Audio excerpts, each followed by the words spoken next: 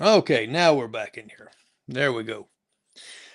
Okay, now we just switched sides on the thing we did. Fine with So that.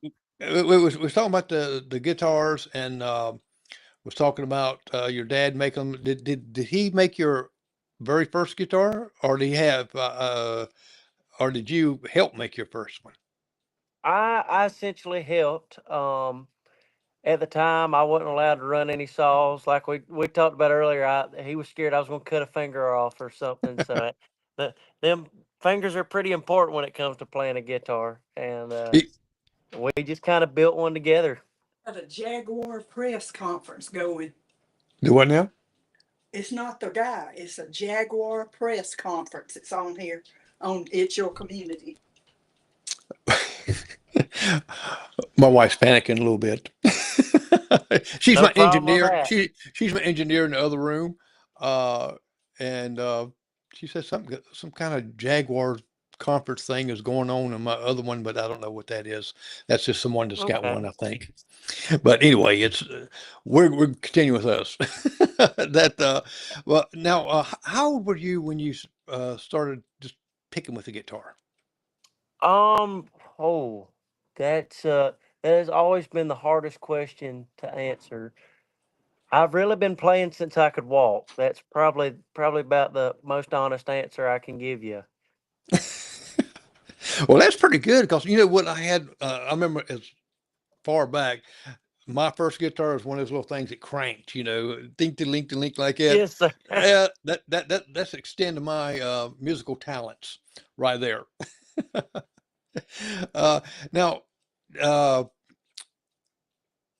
when did you figure out? I know that as far as playing goes, what about when you were starting to sing? Uh, did you think that did your dad or your mom something like that? Because they're going to say, "Wow, you can sing." What was one of your, if you can remember, one of your first songs that you really started singing? Well, everybody around town that knows of me, they will tell you that it's probably Folsom Prison Blues. And at the time when I started singing that song, I didn't think it was about prison at all. I just heard that it had a train in the song, and I fell in love with it. Well, hey, if it had a train in it, it's got to be good, right? It has to be good. I mean, it's just common sense. Yeah, and now I know you write songs too, Yes, sir. and writing songs to me it has to be difficult because you hear all this music all your life. Even you're playing, you listen, someone else is playing, or you listen it on the radio. And to me, I would get writing a song. I would start putting lyrics to it that sounded like somebody else. Oh, How do you keep absolutely. from doing? How do you keep from doing that? It's to me, I think it's a lot of a mental game. It's you have to realize that you are who you are, and whatever you write down on a piece of paper, it is you, and you can't compare yourself to the other artists. I mean, it's gonna sound like you regardless. So when you write the songs, then do you think in your mind what the music's going to be to it, or do you add that later? Usually, I'll write and put the melody to it at the same time. Oh, okay. That had to be me because I would go back and put all kind of other stuff in there. I'd have it a mess, and Oh yeah. I really admire that someone that writes their songs like this. I had an artist there that plays for Alan Jackson, Monty Allen, and he was talking about writing when he writes songs. It's you if a person that writes songs actually also puts the music with it because if you don't, then you're just writing poetry. Yes, sir. So, and I Yep. thought that was pretty good sewing 'cause I didn't really think of it about that way, but and we do get some insight sometimes from other artists that help us. Now, what was your first gig that you ever played for in front of an audience and sing? Well, there's this little place in Pickens that it used to be, place called the Appalachian Ale House, and me and Dad, the jam that we had here, it ended up getting moved to there, because a lot of the older guys want to come over and drink. We didn't want to have anybody driving home and getting into an accident, so we moved it to there, and we ended up becoming really close with the owner there. And he's like, well, he said he looked at Dad and he's like, I think your kid's really good. I want to have him up here to play a show. And I was like, never even thought about doing that, but we'll give it a shot. And I think that was actually my first show. Wow. And how did that feel? I mean, first time in front of a lot of people, or sitting there, was you nervous or? I was an absolute nervous wreck. It was it was not. I never thought I would do anything like that. Ah, and for those people that's watching, you can look down below. You can see how you can contact Luke for call, text him like that. There's info underneath here. Go to his website. He's got a great website put up there. He's on Facebook, so he's on all the social media. So you can contact him if you want to have a great singer. And now let me ask you this too. Your I noticed you had a band that you play with sometimes, Yes, or do sir. you have or do you Luke and the bands like Luke? It's like the people's got the first name in there and the bands. Yeah. So the way we do it is they're a lot of the guys. Sometimes I don't have the same guys in the band. Sometimes they go in and out, and we call them Luke Deuce and the Wild Cards, so that we don't specify their names, but we still have every one of them. And the wild cards. Yes, sir. Okay, I've got to ask you, how did you get that name? Because I ask every artist when they have a band's name on it, how did you get the name? So, like the last name Deuce. I mean, everybody knows of playing cards of it being the Deuce. So Yes. they're my wild cards. They're my last resort. So that's where you got the name. Okay, that's Yes, pretty sir. cool. That's pretty cool. I've had several of them. I don't know if you probably too young to remember John Caffrey in the Beaver Brown Band, but it's a group from back in the '80s, about '86, more like that. And I'm he sure talked if I about, saw their face, I would recognize them. well, they stayed up in the garage there and they stayed out like hours to figure out the name for the band, and they happened to see it on a paint jug, Oh wow! So that's how they got their name, the Beaver Brown Band. So, and now you played on stage with numerous acclaimed acts, including Larry Cordell, Carl Jackson, Step Canyon Rangers, Little Texas, Mac Arnold, Aaron Tippin, and Shenandoah. Yes, sir. That, I mean, how did that make you feel? Did it make you want to just make sure you're going to play great, you're going to play better, or do they intimidate you? I mean, in a way, I don't know. That would just scare me to death in a way, thinking, well, I'm going to be here with this, you know, A lot of great times singer. it's me wanting to put on the best performance I can because I know how great those other acts are. I mean, they've made an absolute great name for themselves in the industry. But we have been really, really lucky to meet a lot of these people. They are great individuals, and all of them have been humble. We opened up for Shenandoah. That was probably the first great interaction we had. They did a VIP experience, and we were in one of the green rooms, and uh, Marty and Mike both came out and said, "Luke, get in here. You're going to be part of the VIP experience. You're our opening act tonight. You need to get out here and be part of it." And it made me grin ear from ear because I didn't know what to do.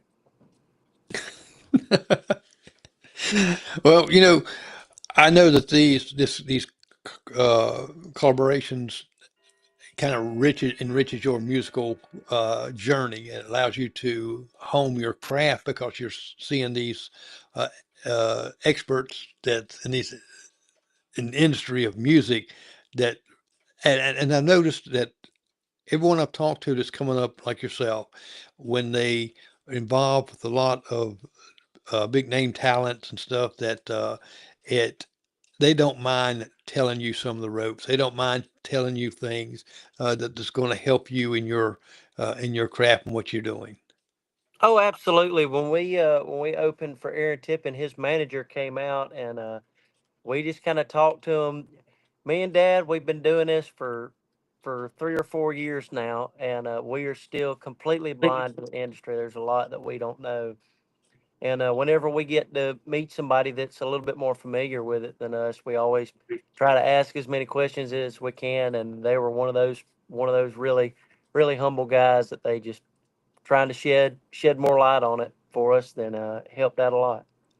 Well, that's great. Now, as you continue to involve in your songwriting, uh, do you have a mentorship that helps you with your songwriting, or I know you have the CMA producer of the decade, Keith Six to Go, and and he's well known around all over the place, Yes, sir. and what are some of the tips that you can give us and the viewers on if you're writing music and writing songs? Where and where do you focus on? What area? There's really it's a lot of time it's the word craft. It's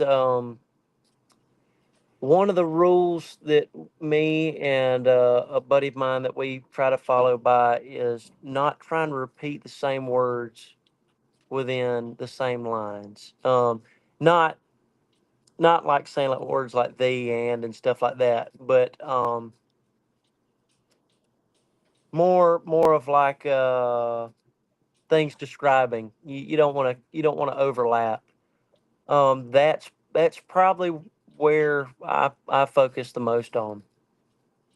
Now, in writing this in your own songs, now I've noticed that you've had some award-winning writers, Kent Maxon, Nick Nichols, of course, Brian Maher, and Gerald Smith, and Levi Foster, that has a lot of experience here to help keep you on a track. Because I can imagine in writing when I wrote papers in college that sometimes I get repetitious when I write another story. I write another story, and you don't want to do that.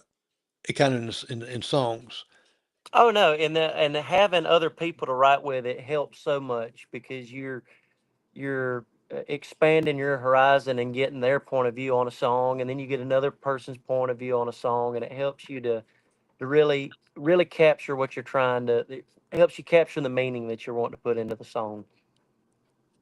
Okay. Now, when you write in your songs, do you have a particular place you go to that kind of let the thoughts come in your mind, or do you have a place where just anything you see, you think, oh, wait a minute, this might be good in a song, jotting down something in the paper Really, or it's been anywhere for me. I mean, we could be driving down the road, and I'll be like, "Oh, hold on, I gotta write this down. I gotta write this down real quick. I'm gonna want that for later." It I've really never had a set place where I sit down and write something. It's always different. and I think that's great because anything I believe that you run across, it's going to remind you of a song. I mean, or word or anything like that. And I tell the story all the time. Richard Sturban tells me, like Elvira, the song Elvira, Hmm. that that song come from that writer. He just come to a stop sign, looked up, there's a sign, a road sign saying Elvira. So he went down that road, and he said it was full of big old holes in the road. And he said that's where he got the Bapa Mau Mau from. And Really? yes, and to me, I think anything that you run across that's going to just, I can imagine it's going to trigger something, either a word or something that you write down Oh, or you hear a absolutely. conversation. And the, have you ever heard like someone talking in conversation or a thing going in the room that gets you, wait a minute, that might be a good song? Oh, all the time. It happened just the other day. Me and Dad were at a show and somebody said something. We were on the way home last night, and he said something. I'm like, you got to send that to in a text to me right now so I don't forget it. So your dad kind of helps a little bit with your music as far as your writing also, or you Oh, work together? absolutely. They're the first album I put out. That was all me and him co-writing. Oh, wow. Yes, sir. Yeah. I mean, to me, I love that because you and your dad, and he's going with you on your journey. And I know he's very, very proud of you. I know I would be, and that's just, I think it's great when that happens. That's on anything in life with father and son, or with like it can do things. Oh, Now, absolutely. I wouldn't trade any of it for anything. yeah, now you love to uh, get close to your fans, the engagement there. You're a very dedicated performer just by looking at all the places you go, and you have like impressive of live performances scheduled, playing over 200 shows annually. Yes, sir. And if read correctly, you believe in the power of face-to-face connections Yes, to grow sir. your fan base. Tell me a little bit about that. So a lot of the new artists you'll see, I mean, ever since TikTok came out, everybody blows up. They'll go viral on TikTok, and then you'll see them for about a year or two, and then they might drop off. And my belief is, if I make face-to-face connections, that I'll hold that fan base, and it may carry me a little bit further. Well, it's kind of instead of using the social media world, you're using like the virtual world. Exactly what the world is out there, Yes, sir. and that really it really leaves a more lasting impression on your performances, on your audience. Uh, they remember it, and it just builds your reputation, and it really captivates more like entertaining. And especially if you there and they say, "Hey, he recognized me. I've been at a couple of his concerts. Oh, he knows you. Oh, yeah, I remember you." Now, Yep. uh, have you been asked some autographs yet? Oh, over the last 2 years, quite, quite a many. Now, I gotta ask, your first person to come up to you and says, "Hey, you're Luke. Can I have your autograph?" Now, did that blow you away or what? It did. So for the longest time, we did my first CD release party. That was my first all original album, and I was one of the grade levels that they didn't teach how to write cursive. So we were an hour out from the show. Uh oh. Oh, we're back. The things just switched over. It's doing some crazy stuff there, but that's okay. Okay. We were an hour out from the show, and Mom looked at me and said, "Well, you're going to have to sign a few things for some people tonight." And I was like, "Well, I'm out of luck because I don't know how to sign just about anything." So she climbed in the back seat of the car with me, and we just started figuring out what little signature I could do. And it's just Luke wrote it out with a Roman numeral 2. Okay, we froze up for a second. Uh oh. There we go. We're back. And your mom said you was going to have to sign some things. Yeah, so she jumped in the back seat of the car with me, and we figured out what little signature I could do, and went on with the rest of the night. And I ended up having to sign a bunch of things, but it came in a lot more handy than I thought it would. Well, I don't think they teach cursive today either. So it's like printing your They name. might. I think I've heard something about that they've started teaching it again, but if they have, they're giving the newer generation a better shot than they gave us. Now, you have some accolades and recognition that you've earned numerous accolades over the past year. You was awarded the Rising Star by the South Carolina Music Hall of Fame and was nominated for the Josie Awards Rising Star. Yes, sir. And you know, to me, is that already at your young age, you're really putting your mark down. And I can imagine in the next 5 to 10 years where you will be at. because you've already getting recognition now, and that tells. I know when I listen to your songs, I says I got to send him a message. Now you also was the winner of the Carolina Artist Showdown in August and September, right? Yes, sir, I was. And you was recognized as the Entertainer of the Year and Emerging Artist finalist for the at the Carolinas Country Music Awards. Yes, sir. So you've got all these things, award after award like that, and we're gonna show a picture too of you and holding that award. I think it's a beautiful award, it's like cobalt blue. My wife loved it. Oh, it is. And is that well? You won the CCMA Best New Country Single.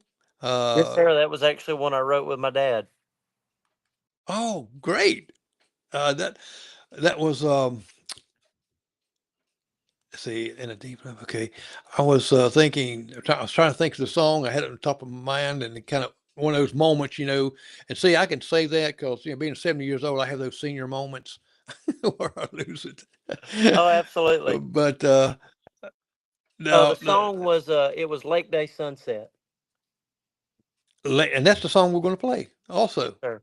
and let people hear. But with your authentic sound, your storytelling, you're going to be an artist really to watch for in the next years to come. It's in a short time here, someone recognizes, hey, that guy can sing and play. But being a young guy, you really sound with the old school sound. Oh, that's what From I was like you raised said. on. My roots run deep in that. Uh, well, I tell you what, let's take look at some pictures here, and that way we can talk about them a little bit. It'll put us down a little bottom there a little bit. There we go. Now, who's the guy on the left with the surfboard? Okay, so that is actually that was an old bass player of mine. He unfortunately passed in a Oh, there was a domestic violence that happened, and he got caught in a crossfire. And but he was a great buddy of mine, and even better bass player. well, I seen the bass playing and yours, and I was looking at. I said a surfboard. It's like out of nowhere. You're a surfer on California, in the surfboard. I had to put that in there to ask about it. Oh, absolutely, absolutely. No, that was actually a local bar in Pickens to play quite often. Oh, okay. Now this one on the right's where the Josie Music Awards nominee Yes, sir. and Artist of the Year, and that's I know that was an honor. Did when you get these awards like the Josie Music Awards, when it comes up you're nominated, does it make you walk on? To me, if I got a award, I'd have the biggest head. I couldn't even get in the house. No, it's really it's I'm really grateful that I just get nominated for them. Even if I don't win them, I still appreciate that they recognize me in any way that they do. Well, we're going to hear the song that you got nominated on this right here in a few moments. But now here you are performing with is it Locash in the green In 2 weeks. Yes, that'll be on the September 19th. 19th coming up. Yes, sir. And let's see, where's this going to be at? That'll be at Green Valley Country Club and Travelers Rest. Oh, okay. I actually know where that's at. Yes, Well, sir. people that you can get some tickets there if they ain't done sold out. You sure can. There's still plenty of tickets. Okay. Now, who's the gentleman beside you here? So that's my dad.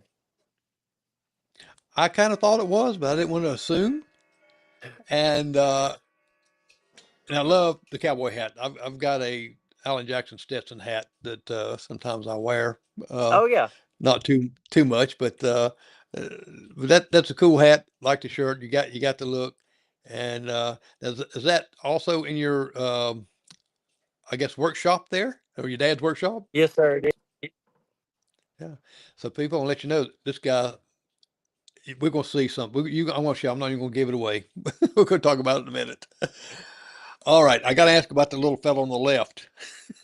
So a lady that actually used to work with my dad. My dad was a general manager over a capacitor plant for a long time.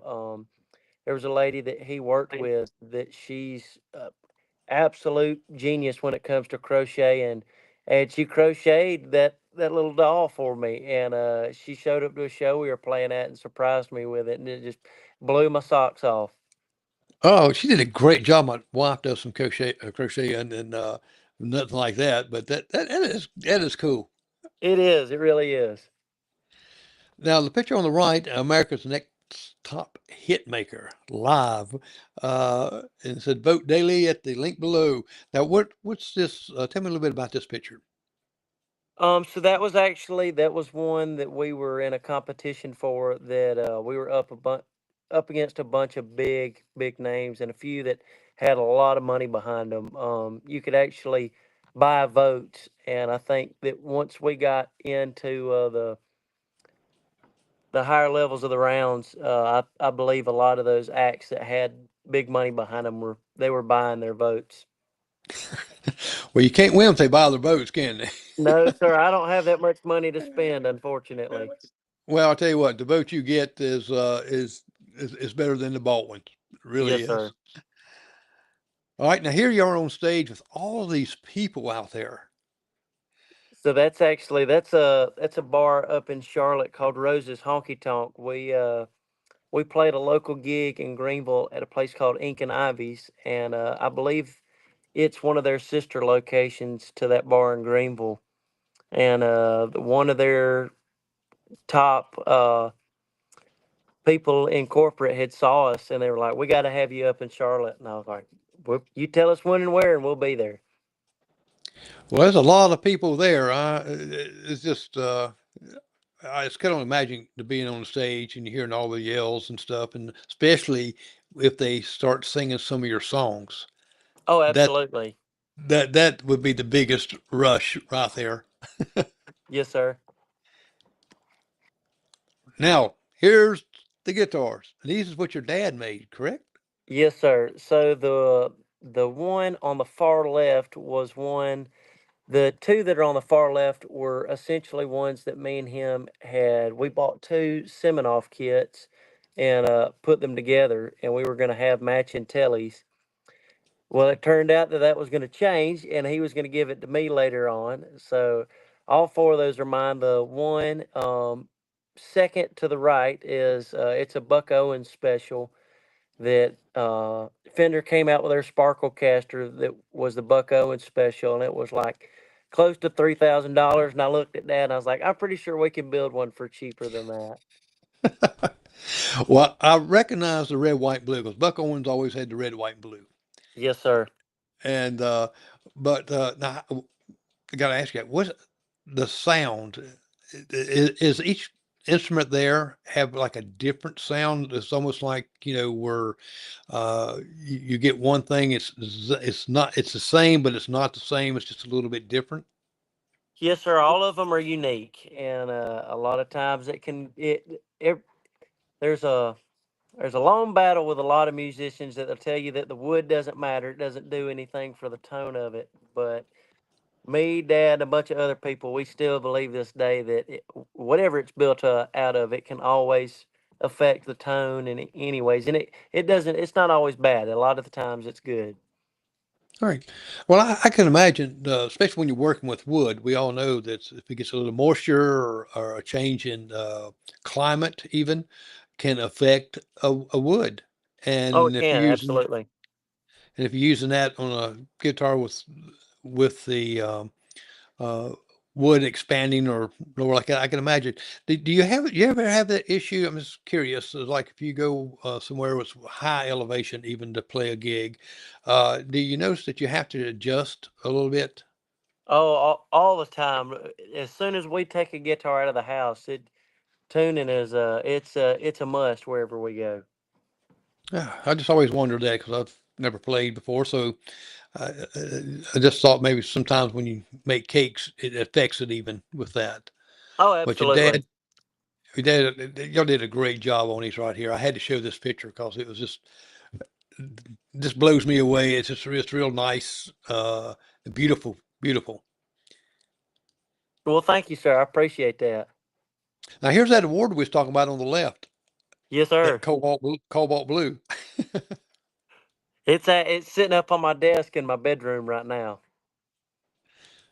Yeah, it's a beautiful design. My wife can tell you what design is. I can't tell you. She plays piano. She can tell you. Uh, now, let me ask you this question. Did you have any music training, as far as in school or anything like that? I took orchestra for 3 years in high school. Other than that, that was about it. So you got to where you can read music and Oh, yes, sir. okay, because I have some artists that doesn't read music. They play by ear, and their playing is just just outstanding just by ear. Oh, yeah. Now, who's the lady there with you on the right? So that was actually a young lady. She was nominated for a few awards for the CCMAs. Her name's Julia Golden. She's another incredible artist. It was we'd never met before. We had been Instagram friends for a decent while, but we finally got to meet that night. I know Julia Golden. I haven't had her on my show yet, but hopefully coming up soon. I can get a hold of her. Oh yeah, she's great. And yes, I've listened to quite a few of her songs. And you're right. Hey, y'all got matching hats too. Yes, sir. And here y'all all here with the Hall of Fame. Yes, sir. This is the South Carolina Hall of Fame, and I've got the interview of the director coming up next week, actually.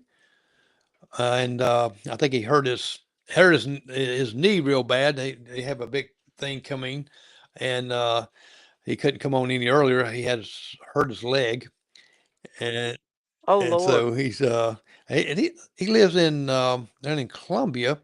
And I says, well, we can do this, like we're doing it now. He says, oh no, I'm gonna come to your house. I'm gonna come to your studio. We're gonna do it there. I thought, oh, sounds good. That's perfect. Uh, and there's another person, Pat Gwynn. He's involved with that, and the guy that from Shark Tank also. Y- Yes, And sir. Mr. yes, Christopher. yes, he was on my show a little bit, and we talked about it. He's a really fun guy and very interesting. And okay, now I'll take us both off because I want to play your music for them to hear your song that you and your dad wrote. Oh, Hey, absolutely. and nice video. Let me ask you, is that your truck? It was, yes, sir. It got the. Oh, you're talking In about the the one in the picture I'm talking behind about, you. yeah, the one in the video there. As we get That one, that one unfortunately is okay. not Now mine. you got a pretty cool one in the video behind me too. I mean, Yes, sir. That was actually a good buddy of my dad's. It's a '66 Fleet Side that it was one of his oh, dad's. can't you can't you can't get a better truck than those models back then. Uh, No, sir. You can't beat the old all right, stuff. well let's play you and your dad's music.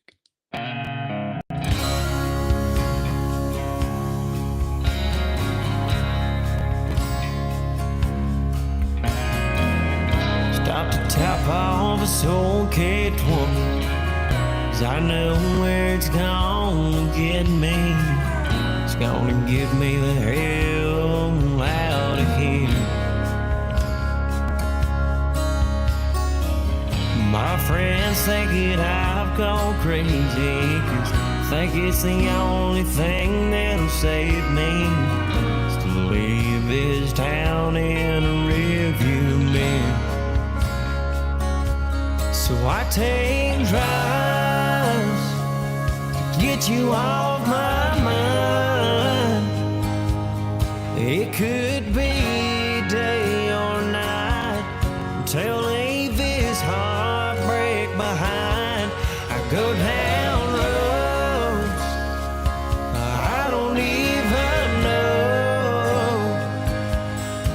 Sometimes it's fast or slow, trying to let what we had go. So that's why I take drive. Stopped to see Dad the other day. He asked me if I was doing okay, but he could already tell by the look in my eyes. Got a lot of miles ahead to get your memory out of my mind. I gotta find the end of that white line. So I take drives, get you off my mind. It could be day or night, till leave this heartbreak behind. I go down roads I don't even know. Sometimes it's fast or slow, trying to let what we had go. So that's why I take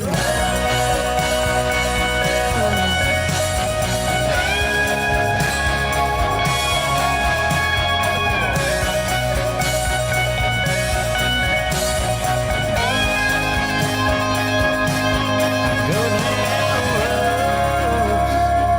I don't even know. Sometimes it's fast or slow, trying to let what we had go. So that's why I take drives.